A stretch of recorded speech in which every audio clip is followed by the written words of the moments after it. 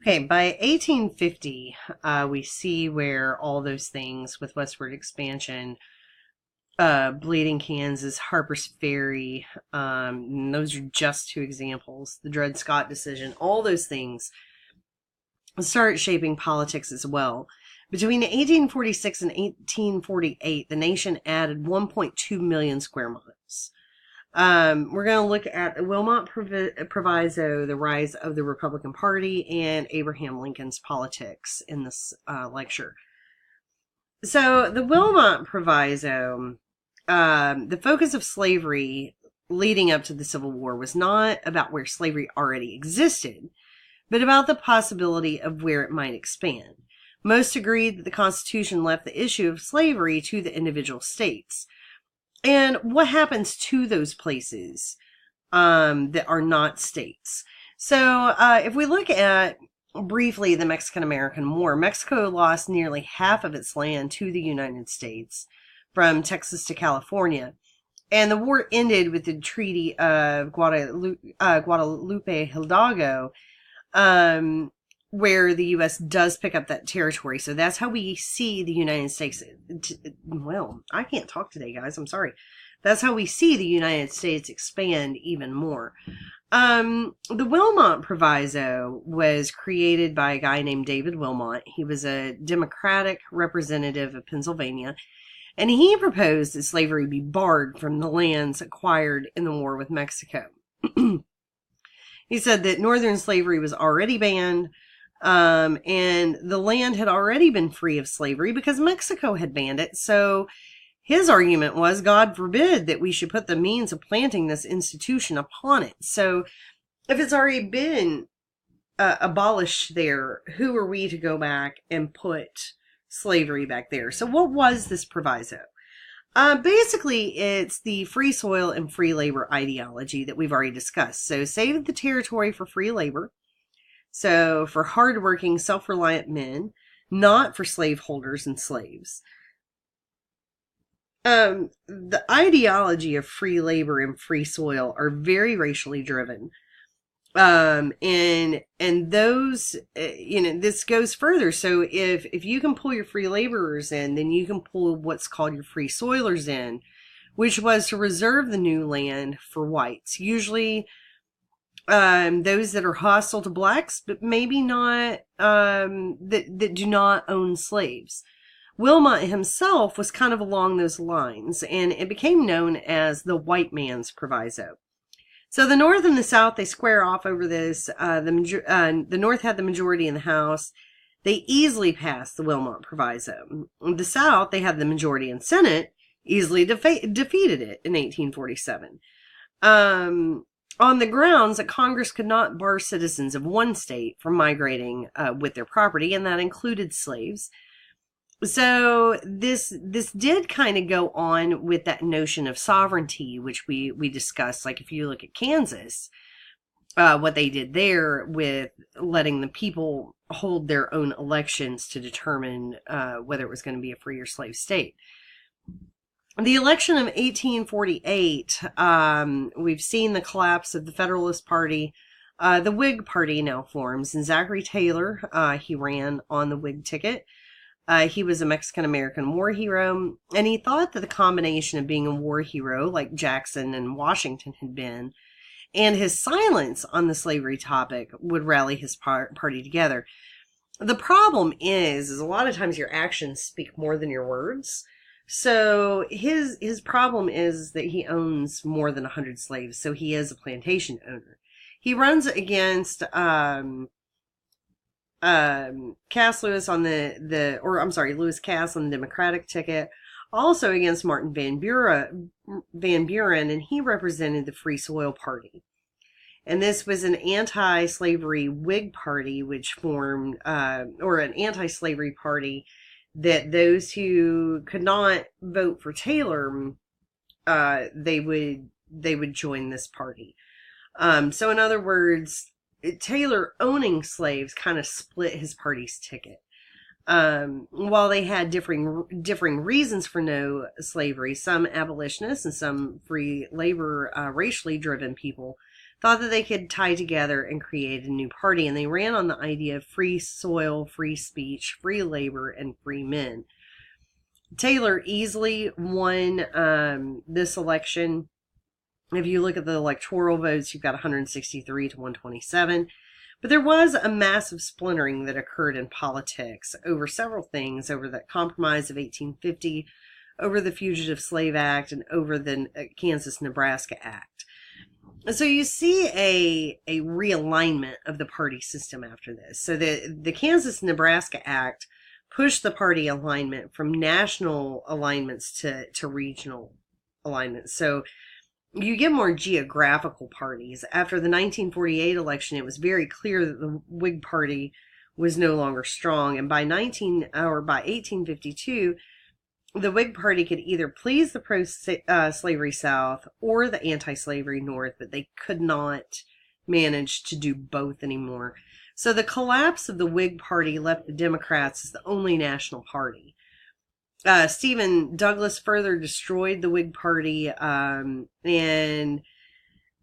so we see the emergence of what's called the Know-Nothings, and the Republicans, but we're going to look at the Know-Nothings for now. Now, we'd had a lot of immigrants coming into the United States. We've got a lot from Ireland, a lot from Germany, and here is where they really start playing out in politics.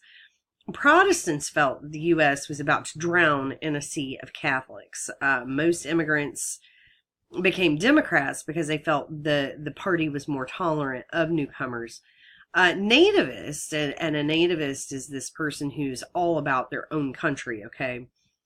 They in turn they formed the Know Nothing Party, and it began as a secret society which focused on things like anti-foreigners. They were very anti-Democrat, anti-Catholic, anti-African-American. These people were against any group of people who was not a what they considered a Native American. Now, keep in mind your terminology here. At this point, those who live in the United States or were born in the United States, they feel that they are the natives. So the Know-Nothings emerged as a successor to the Whigs, and they captured state legislatures in the Northeast and in the West. They were, they captured them even in the South. They gained Congress seats. Abraham Lincoln said of the Know-Nothings, I am not a know-nothing, that is certain. How could I be? How can anyone who abhors the oppression of Negroes be in favor of degrading classes of white people? Our progress in degeneracy appears to me to be pretty rapid. As a nation, we began by declaring that all men are created equal. We now practically read it, all men are created equal except Negroes. When the Know-Nothings get control, it will read all men are created equal except Negroes and foreigners and Catholics. So I saw that a lot of you, going back to week 11 on the discussion board post, when you were, I think it was week 11, when you were discussing the Cherokee Nation and how you would defend them in court, a lot of you made these comments of they were here first, they haven't heard anything, and that was what you based your argument on. But you've got to put yourself in the people's shoes at this time, and overall, it was a very racial nation. I mean, it was basically that the white people were the only ones that were supposed to be there, and then you can even eliminate the Catholic, white people who were Catholics out of that,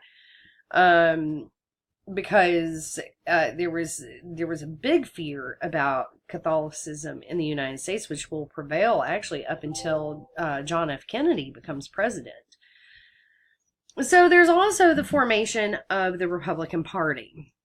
Now, the Republican Party, keep in mind, over years, parties change. The Republican Party that you see today is probably more in line of the Democratic Party of the mid 1800s. But originally the Republican Party formed as an economic party, not as an emancipation party. That happens later on because Lincoln does free the slaves. but originally it is based on economics.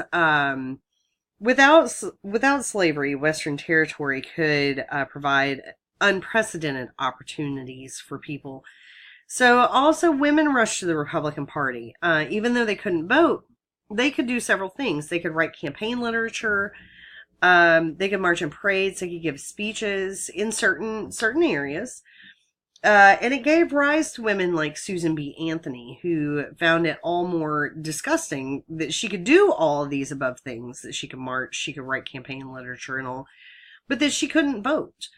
And these women championed the anti-slavery movement and worked to secure emancipation and women's suffrage. They also lobbied for the right of married women to maintain control of their own property. Because during this time, say you were a widow, when you remarry, your husband, and say you had inherited your husband's land, when that woman remarries, all of a sudden that land goes to her husband. She no longer gets to keep that land herself. So it's they also lobbied to be able to maintain control of their own land. By the time the election of 1856 comes up, the Know Nothing Party immediately fell apart when they insisted on a platform that endorsed the Nebraska-Kansas Act. And mainly this happened because they had formed the notion of nativism. The view that remained nominated Millard Fillmore. But we see the two big ones that come out of this is John C. Fremont, who ran on the Republican ticket. He ran on this idea of making every territory free. Note the word territory, not state. He was a soldier. He was a California frontiersman. He actually relied on his wife for her knowledge of politics because she was the daughter of a Missouri senator. And his campaign slogan was free soil, free men, Fremont. He ran against James Buchanan, who was a Democrat. He was a Northern man. He had very much Southern principles. And he was what was called a doughface. And a doughface was a Northern man with Southern principles, or that sympathized with the South politically. Buchanan won this, 174 electoral votes to 114. And while the Republicans were a new party, what was astonishingly clear from this election was that they were serious competition for the Democrats. By the time we get to the election of 1860, with the aftermath of the Dred Scott decision, the Kansas-Nebraska Act, bleeding Kansas, Harper's Ferry, and all those other things, we see the hostility between the North and the South heightened significantly, and not just culturally and socially, but now politically. We will look at Abraham Lincoln in the next video.